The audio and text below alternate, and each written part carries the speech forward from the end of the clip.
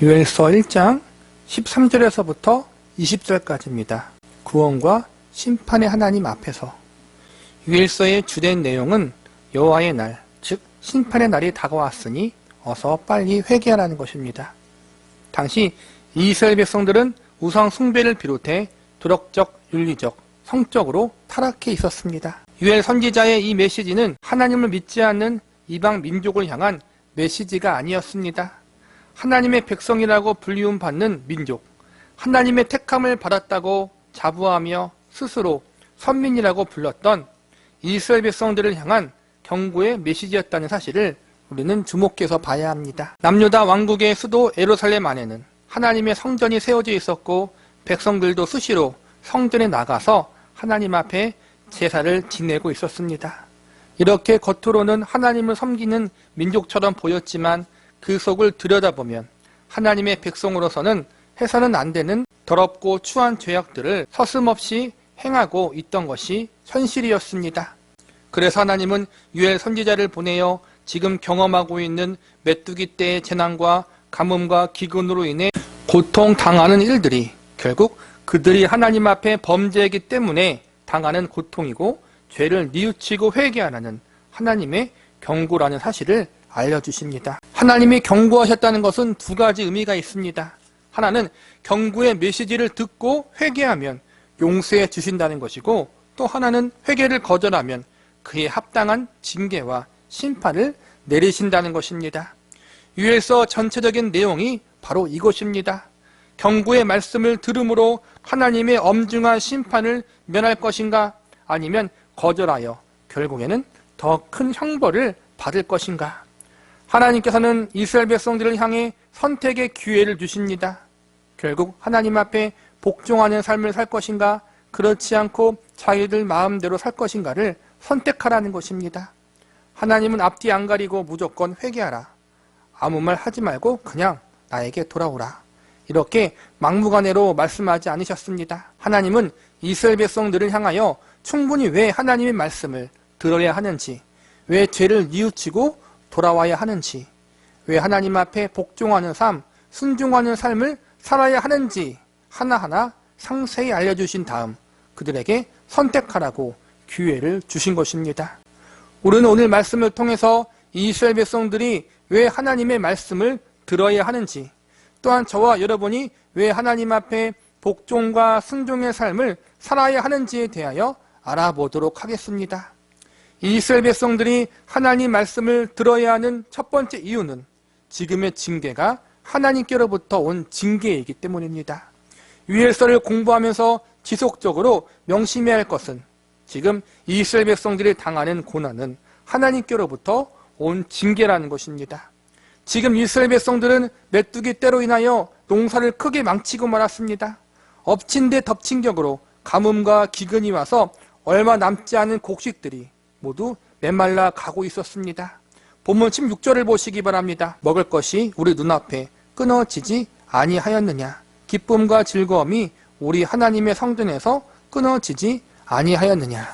여기서 보니까 먹을 것이 끊어졌고 17절에 보면 창고와 곳간이 비었다고 나왔습니다. 먹을 것이 끊어졌다는 것과 창고와 곳간이 비었다는 것은 지금 사람들이 굶주려 있다는 것입니다.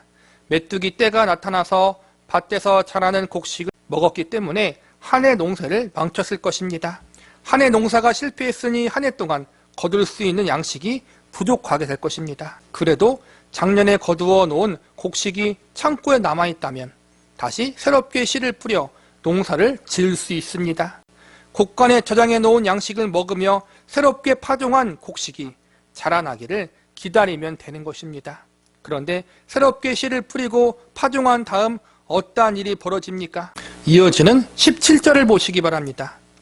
씨가 흙덩이 아래에서 썩어졌고 창고가 비었고 곡간이 무너졌으니 이는 곡식이 시들었음이로다.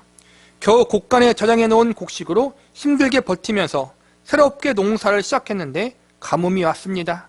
비가 오지 않아 땅이 굳어져 버렸고 뿌려놓은 씨들이 모두 썩어서 죽어나가고 있습니다. 메뚜기 떼로 1년 농사를 망쳤고 가뭄으로 인해서 2년째 되는 농사도 망쳐버린 것입니다. 가뭄이 얼마나 계속되었는지 알 수 없지만 한시적인 가뭄은 아니었을 것입니다. 왜냐하면 17절에 보니까 결국 창고와 곳간이 비었다고 나와 있기 때문입니다. 메뚜기 떼는 단회적인 현상일 수 있습니다. 시간이 지나고 계절이 지나면 메뚜기 떼는 사라집니다. 그런데 가뭄은 지속적인 현상입니다. 그러니까 지금 이스라엘 백성들이 경험하고 있는 굶주림과 여러 고난들이 결코 갑자기 하루아침에 벌어진 일들이 아니라는 것입니다. 지속적으로 오랫동안 농사를 망칠 수밖에 없는 환경적 요인들이 그들 가운데 일어나고 있었던 것입니다. 그리고 이러한 사건들은 결코 우연이 아니라 이스라엘 백성들의 범죄함 때문이라는 사실을 유엘 선지자가 알려주고 있는 것입니다. 지금 당하는 고난과 고통들, 이 모든 것은 하나님 앞에 범죄했기 때문이다. 구약의 율법을 보면 하나님의 백성들이 하나님을 거역할 때 당하는 징계 중에 메뚜기 떼의 재해와 가뭄과 기근의 현상이 포함되어 있습니다. 모든 자연적 현상이나 재해들을 범죄로 인한 징계로 볼 수 없지만 적어도 믿음의 공동체요 하나님의 택함을 받은 이스라엘 민족에게 있어서 가뭄과 기근이 하나님이 내리신 징계적 의미를 부여할 수 있습니다. 무엇보다 하나님이 보내신 선지자가 직접 이 가뭄과 기근의 원인과 이유를 밝히고 있기 때문에 지금 이스라엘 백성들이 경험하는 이 고난과 환난은 분명 하나님의 징계였습니다.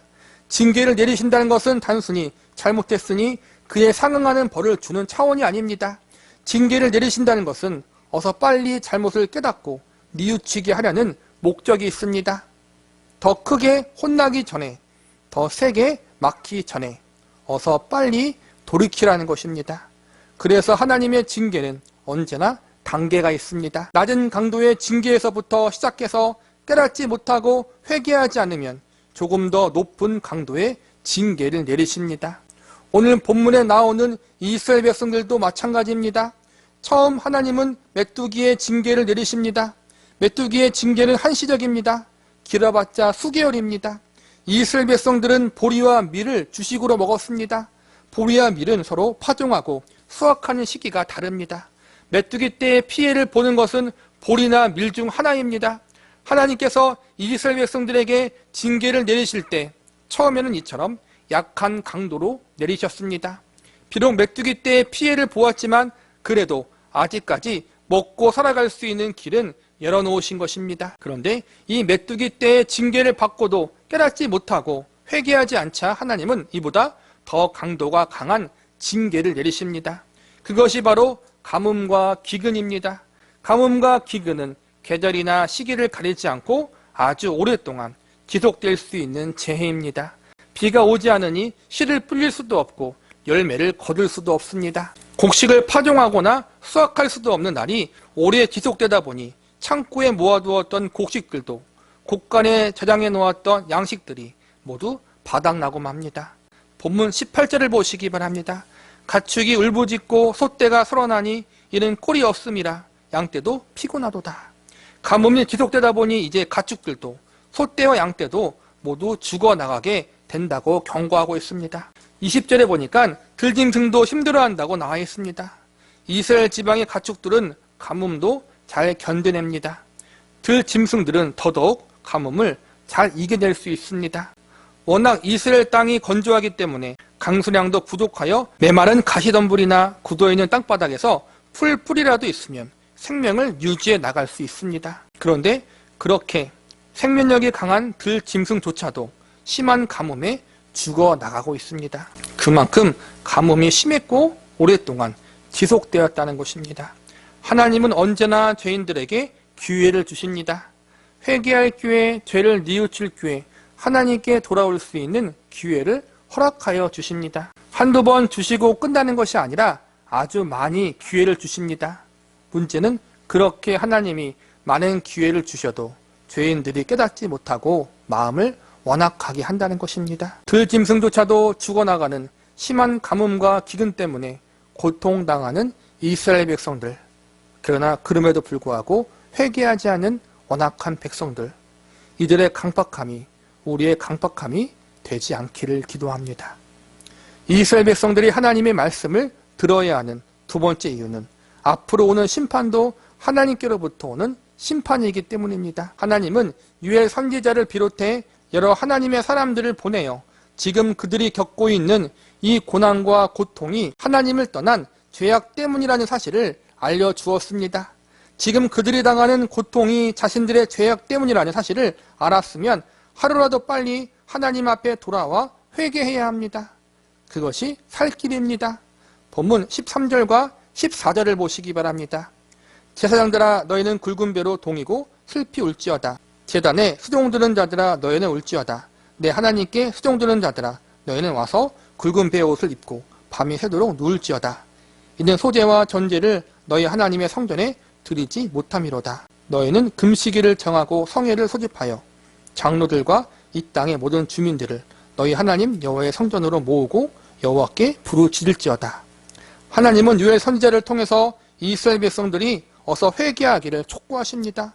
굵은 베옷을 입고 밤새도록 하나님 앞에 엎드려 간구하라고 말씀합니다. 금식하고 사람들을 모아서 하나님 앞에 기도하고 회개케 하라고 가르칩니다. 이렇게 하나님께서 회개할 기회, 돌이킬 수 있는 기회를 주셨습니다. 회개의 기회를 주신 것은 회개하면 용서해 주신다는 것입니다. 다시 회복시켜 주신다는 것입니다. 성경에서 악인들의 멸망을 하나님이 기뻐하지 않으신다고 하셨습니다. 악인이 잘못을 뉘우치고 회개하는 것을 하나님이 기뻐하신다고 말씀하셨습니다. 악인도 그러한데 하물며 택함 받은 하나님의 백성들이 죄에서 돌이켜 회개하는 것을 하나님이 얼마나 더 원하고 기대하고 계시겠습니까? 그런데 이러한 하나님의 마음과 기대를 외면하고 오히려 더욱 범죄하고 이방 신들을 찾아 자신들의 문제를 해결받으려고 했습니다. 하나님은 이러한 이스라엘 백성들에게 최후 경고를 내리십니다. 본문 15절을 보시기 바랍니다. 슬프다 그날이여 여호와의 날이 가까웠나니 곧 멸망같이 전능자에게로부터 이르리로다. 더 이상 말을 안 들으면 계속해서 회개를 거부하면 이제는 아예 멸망시켜 버리신다고 경고하고 있습니다. 이방인들을 징계의 도구로 사용해서 이스라엘 백성들을 심판하신다는 것입니다. 하나님 백성들에게 가장 큰 저주와 심판은 약속의 땅에서 쫓겨나는 것입니다. 그들이 지금 거하고 있는 가나안 땅은 하나님이 주신 약속의 땅입니다. 약속의 땅에 거주하고 있다는 사실 하나만으로 이스라엘 백성들에게는 큰 축복이요, 이것이 하나님이 그들과 함께한다는 가장 큰 증거였습니다. 그런데 이방인들에 의해서 나라가 멸망당하고 이 약속의 땅 가나안 땅에서 쫓겨난다면 하나님이 그들을 저주하고 버리신다라는 의미와도 같았습니다. 하나님께서 이러한 큰 징계의 심판을 내리시기 전에 약속의 땅에서 쫓겨나는 징계를 받기 전에 더 이상 그만 죄를 지으라는 하나님의 최후 경고의 말씀에 이스라엘 백성들은 귀를 기울여야 했습니다. 하나님은 죄인들에게 돌이킬 수 있는 기회를 많이 주시지만 영원히 주시는 것은 아닙니다. 성경에서 지금 이 시간 은혜 받을 때라고 가르칩니다. 지금 이 시간이 하나님 앞에 회개할 시간이요, 용서받을 수 있는 시간이라는 것입니다. 죄인들을 향한 은혜의 시간이 영원한 것이 아닙니다. 하나님이 기회를 주실 때, 하나님이 은혜를 베푸실 때 우리는 하루라도 빨리 하나님 말씀에 응답하는 자리, 회개하는 자리, 죄에서 돌이키는 자리로 가야 합니다. 지금 이 시간이 하나님이 주신 은혜의 시간들입니다. 이스라엘 백성들처럼 하나님이 주시는 은혜의 시간들을 외면하거나 놓치지 않기를 바랍니다. 이스라엘 백성들이 하나님 말씀을 들어야 하는 세 번째 이유는 돌이켜 회개하면 오게 될 구원과 회복도 하나님께로부터 오기 때문입니다. 이스라엘 백성들의 회복에 대한 약속은 유엘서 2장부터 등장합니다. 유엘서 2장 13절과 14절을 보시기 바랍니다.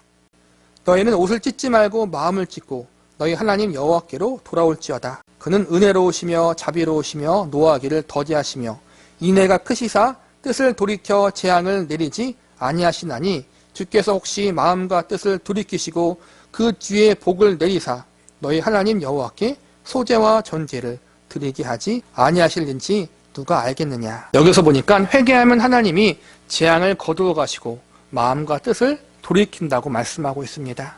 그리고 이어지는 말씀을 계속 보면 다시 회복케 하여 주신다는 약속을 하고 있음을 발견할 수 있습니다. 하나님은 징계하시고 심판만 하시는 무서운 분이 아니십니다. 우리는 많은 부분 하나님을 무서운 분, 두려운 분, 우리의 죄악을 낱낱이 살피고 세세하게 감사함으로 죄가 발견되면 벌 주시는 엄격한 분으로만 아는 경향이 있습니다. 그러나 하나님은 벌을 위한 벌, 징계를 위한 징계를 내리시는 분이 아니십니다. 하나님의 징계는 언제나 사랑하는 그의 백성들을 바른 길로 인도하기 위한 사랑의 징계라는 사실을 우리는 알고 있어야 합니다. 부모가 잘못된 길로 가는 자녀를 훈계하듯이 하나님 아버지는 당신의 백성과 자녀들을 그렇게 사랑으로 훈계하십니다. 어그러진 길에서 돌이켜 올바른 길로 걸어갈 수 있도록 사랑의 지도를 하는 것입니다. 하나님 백성과 자녀를 향한 하나님의 뜻은 언제나 사랑입니다. 죄악된 길로, 잘못된 길로, 사망의 길로 가는 하나님의 백성과 자녀들을 고치시기 위해서 포기하지 않으시는 하나님의 사랑 앞에 우리는 순종과 복종으로 응답해야 할 것입니다. 그러면 하나님이 구원시켜 주시고 하나님이 회복시켜 주실 것을 믿으시기 바랍니다. 말씀을 마무리하겠습니다. 오늘 본문의 결론은 어서 하나님 앞에 회개하라는 것입니다. 회개를 촉구하시는 하나님은 세상을 주관하시는 창조주 하나님, 죄인들을 징계하시고 심판하시는 전능자 하나님이십니다. 그리고 회개하는 자를 용서해 주시고 받아주시는 구원의 하나님이시기도 합니다. 징계와 심판의 주체가 하나님이시며 동시에 구원의 주체도 하나님이십니다. 결국 이스라엘 백성들이 의지하고 바라봐야 할 유일한 분은 하나님 한 분밖에 없다는 것입니다. 오늘날 이 말씀은 동일하게 적용됩니다. 우리가 믿고 의지해야 할 분은 하나님 한 분밖에 없습니다. 그 하나님이 이 세상을 주관하시고 다스리시고 계십니다. 그분은 죄인들을 심판하시되 회개하는 자를 넉넉히 용서해 주시고 받아주시는 자비와 긍휼의 하나님이십니다. 하지만 회개를 거절하는 자에게는 엄중한 최후 심판을 내리시는 정의와 공의의 하나님이십니다. 우리는 심판의 하나님 앞에 서야 할 것인지 아니면 자비와 긍휼의 하나님 앞에 서야 할 것인지를 선택해야 합니다. 회개란 크게 두 가지가 있습니다. 하나는 하나님을 모르고 살았던 자들, 불신자들이 하나님 앞에 회개하며 예수님을 영접함으로 하나님을 믿는 믿음의 자리로 돌아오는 것입니다. 누구나 하나님 앞에 죄인입니다. 예외는 없습니다. 성경은 모든 인간이 다 하나님 앞에 범죄했다라고 선언하고 있습니다. 우리가 죄인이라는 사실을 겸손히 인정하고 하나님의 계획 가시고 정해놓으신 유일한 구원의 길, 예수 그리스도를 구세주로 믿고 영접함으로 얻어지는 죄 용서의 은혜, 이것을 우리는 구원이라고 부릅니다. 제일 중요한 것은 구원을 위한 회개가 사람들에게 필요합니다. 그 다음 회개는 이미 예수님을 믿는 하나님의 백성들이 하나님 백성답게 살지 못한 죄를 회개하는 것입니다. 저와 여러분이 여기에 해당되는 사람들입니다. 예수님을 믿었다고 모든 것이 끝나는 것이 아닙니다. 신분상으로만 하나님의 백성과 자녀가 되는 것이 성도가 추구해야 할 최종 목적지가 아니라는 것입니다. 하나님의 백성과 자녀로 불리움 받았지만 우리는 우리의 삶 가운데 하나님 보시기에 합당하지 않은 부분들이 분명히 있습니다. 적극적인 의미에서 또는 소극적인 의미에서 말씀에 순종하지 못한 부분들이 분명히 있습니다. 성도들에게 있어서 죄란 사람들에게 큰 피해를 입히거나 도덕적 윤리적인 범죄를 저지른 것만이 아닙니다. 하나님 보시기에 합당하지 않은 모든 것, 말씀의 기준에서 벗어난 모든 것이 죄입니다. 아무도 여기에서 자유로울 수 없습니다. 믿음이 성숙해질수록 죄에 대하여 민감해집니다. 우리의 손바닥을 맨눈으로 보는 것과 돋보기로 보는 것과 현미경으로 보는 것에는 분명히 차이가 있습니다. 맨눈으로 볼 때는 깨끗하게 보이지만 돋보기로 보면 깨끗하지 않은 부분이 보일 수 있습니다. 현미경으로 보면 모든 것이 더럽게 보이게 될 것입니다. 이처럼 성도는 믿음이 성숙해질수록 죄에 대해서 이러한 자세와 태도를 가지기 때문에 믿음이 성숙하고 깊어질수록 죄에 대하여 더욱 민감해지고 말씀의 기준 앞에 깨끗하지 못한 우리의 거룩하지 못한 모습 때문에 힘들어할 수밖에 없습니다. 그러나 이것이 중요합니다. 우리가 절대로 이 땅에서 완전한 거룩과 성화를 이룰 수는 없지만 그럼에도 불구하고 하나님의 말씀이요 뜻이기 때문에 거룩하게 살기 위해서 말씀에 순종하는 삶을 살기 위해서 최선을 다해 힘쓰고 애쓰는 삶을 살아야 합니다. 이것이 성도의 성화의 과정인 것입니다. 우리에게는 죄에 대한 민감성을 가져야 하고 동시에 죄에 대하여 완전히 자유로울 수 없는 우리의 연약한 모습이 있음을 명심해야 합니다. 그리고 이러한 현실 속에서 늘 하나님의 도우심과 은혜를 의지하며 그 안에서 최선을 다할 수 있는 겸손한 자리에 서 있어야 합니다. 본문 13절을 보시기 바랍니다. 제사장들아 너희는 굵은 배로 동이고 슬피 울지어다. 제단에 수종드는 자들아 너희는 울지어다. 내 하나님께 수종드는 자들아 너희는 와서 굵은 배옷을 입고 밤이 새도록 누울지어다. 이는 소제와 전제를 너희 하나님의 성전에 드리지 못함이로다. 여기서 보면 종교적 지도자인 제사장들이 먼저 앞장서서 회개해야 한다라고 나와 있습니다. 유엘서를 보면 모든 계층의 사람들에게 회개할 것을 선포합니다. 1장에서도 보면 늙은 자들, 자녀들, 후세들, 농부들, 제단에서 수종드는 자들, 제사장들 같이 사회적 각양 각계층의 사람들을 언급하며 그들이 하나님 앞에 회개할 것을 촉구하십니다. 그런데 이 회개의 운동의 가장 중심이 되어야 할 사람이 바로 제사장임을 강조하고 있습니다. 오늘날로 말하자면 목회자와 사역자들이 중심이 되어 회개 운동을 잘 이끌어야 한다는 것입니다. 한 발 더 나아가 이 말씀은 단순히 사역자들에게만 해당되는 것이 아니라 먼저 믿은 하나님의 백성들이, 먼저 깨달은 주의 성도들이 하나님 앞에 나와 회개의 자리로 나와야 한다고 볼 수 있습니다. 본문 14절을 보시기 바랍니다. 너희는 금식일을 정하고 성회를 소집하여 장로들과 이 땅의 모든 주민들을 너희 하나님 여호와의 성전으로 모으고 여호와께 부르짖을지어다. 민족적으로 모든 백성들이 다 나와 하나님 앞에 회개하라는 것입니다. 그 당시 이스라엘 민족은 믿음의 백성들이기 때문에 문자 그대로 모든 백성들이 나와 하나님 앞에 회개해야 했습니다. 그러나 오늘날 우리 민족, 우리 사회는 믿음의 나라가 아닙니다. 궁극적으로 모든 사람이 하나님 앞에 나와 회개하는 자리로 와야 하지만 현실적으로 그러는 것은 불가능합니다.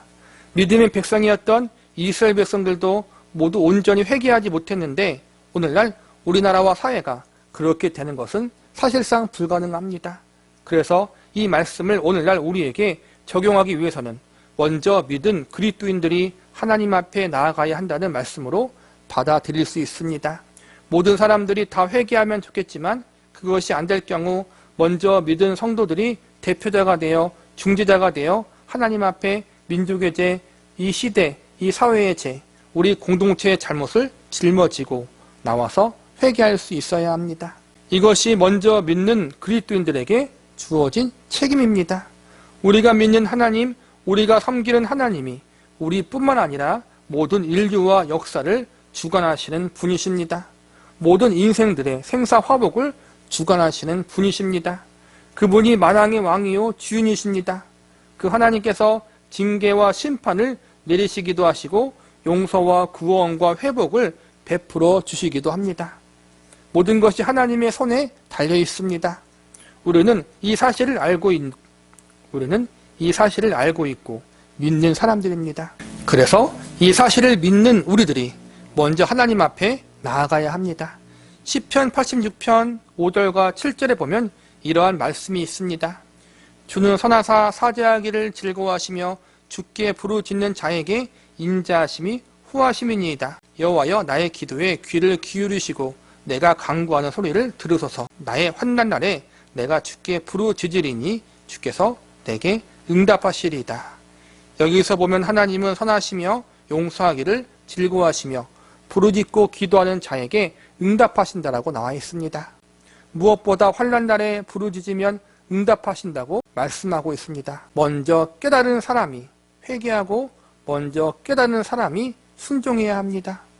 우리는 먼저 믿고 깨달은 자로서 우리나라와 민족, 사회, 공동체를 위해서 하나님께 부르짖고 간구해야 합니다. 우리는 하나님이 창조주요, 구원자요, 전능자라는 사실을 알지만 저들은 알지 못합니다. 먼저 아는 우리들, 먼저 믿는 우리들, 먼저 용서함의 은혜를 받은 우리들이 먼저 죄악의 심판과 징계와 영원한 저주로부터 구원받은 우리들이 하나님 앞에 나아가 회개해야 하는 것입니다. 죄악의 도시 소돔과 고모라에 그 도시의 죄악을 위해 기도할 의인 10명이 없어서 멸망당했던 뼈아픈 과거, 예루살렘의 죄악, 이스라엘 민족의 죄악을 회개하며 하나님의 진노의 심판을 막아설 기도의 사람이 부족하여 결국 나라가 멸망당했던 뼈아픈 역사적 사건 앞에서 우리는 이 멸망을 막아설 수 있는 기도의 사람, 하나님의 진노를 막아설 회개의 사람이 될 수 있어야 할 것입니다. 하나님이 우리 민족과 사회를, 우리의 공동체를 긍휼히 여겨주시기를, 죄인 되었던 우리를 은혜 가운데 구원하시고 용납해 주셨던 것처럼 우리 민족과 공동체에 다시 한번 기회를 달라고, 자비를 달라고 기도할 수 있는 저와 여러분이 되시기를 바랍니다. 그러므로 먼저 믿는 우리의 기도를 통해, 우리의 회개를 통해, 우리의 부르짖음을 통해 우리나라와 사회와 우리 공동체가, 우리 교회와 가정이 새롭게 회복되어지는 회복의 은혜가 있기를 간절히 기도합니다.